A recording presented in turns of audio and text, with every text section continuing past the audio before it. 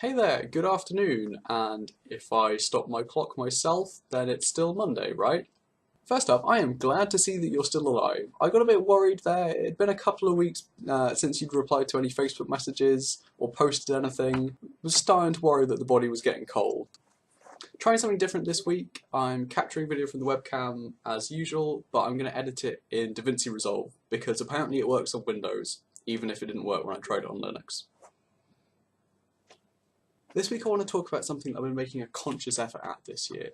I've noticed that I tend to follow periods of intense productivity followed by slumps where I just do the bare minimum to get along.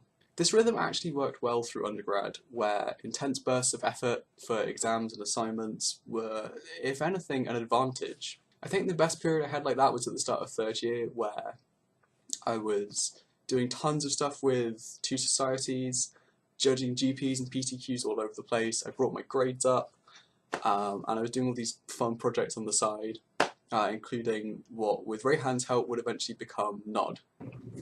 The less said about that, the better. But this came at a cost, and there were a couple of periods of several months or so where I didn't really do anything. My work output was just the minimum I needed to get by, and a couple of times I got burnt out enough that I stopped going to regular things like lectures and magic.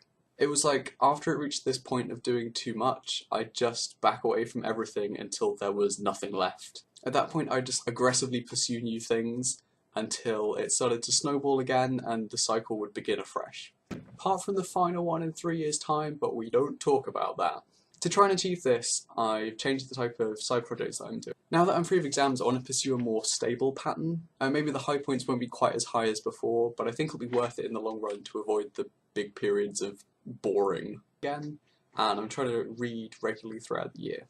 Taking running more seriously has also helped. Obviously the half marathon is the eventual goal, but the real payoff is now, and where it adds this structure day to day, week to week, so as other things change, there's something that will always be pretty constant. And so far I think it's been working. Things have been pretty stable these past few months, even if there were a few blips for assignments.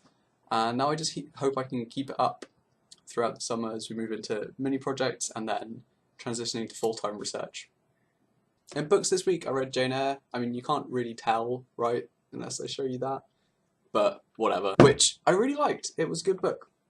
It suffered from a little bit of the usual Victorian verboseness that plagues these kind of novels.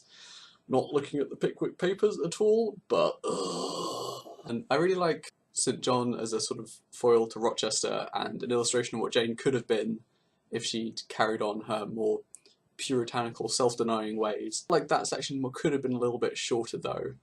There are a couple of times when it feels like she just went off on a tangent and no one was brave enough to say, maybe you could rein it in a bit. Like, you could definitely shave 100 pages off the book, I reckon, even before you get to the sort of just Victorian language in general. And going from 70 miles an hour into reverse, the next book was The Fault in Our Stars, which is a modern young adult novel. Something I've been meaning to read for a while. I quite like John Green's books. I find them very easy to read. Like, his style of writing is very plain. Oh, it brings with it the feels. In a way that I haven't experienced with a book for quite a long time. I mean, to the extent that I made the mistake of reading it on the train back home for the Easter weekend, and crying on the train is not a good look. Going beyond the fact that it's a book about a girl who has cancer, I found the core relationship between Hazel and her parents to be really relatable as a child. And I think those were the moments that really cut through to me. I'd say if you were going to read one of John Green's books, it should either be The Fault in Our Stars or Looking for Alaska, which is arguably the better novel, but I think this one has some more intense feelings in it. As I hinted, I went home for the Easter weekend, didn't bring out the DSLR again because figured that was a nice experiment, but we might leave that behind. Although I might get a GoPro at some point in the future if I have some spare money, which I won't with all these books. Trips home are increasingly filled with nostalgia now. It's more about remembering the things that have been than doing new stuff, meeting up with people I used to know, going through the different parts of the town. I would visit the museum and just remembering childhood memories there. and there wasn't much, there weren't many new experiences. Even when we went on a walk through a new route, it still felt like it was harking back. As a side note, the Barnes Museum is pretty shit. This chair, for instance, is a replica of one that might have belonged to John Gay. He's not that important to begin with. Right, that's all for this week. I'm going to go and pack for Geneva now.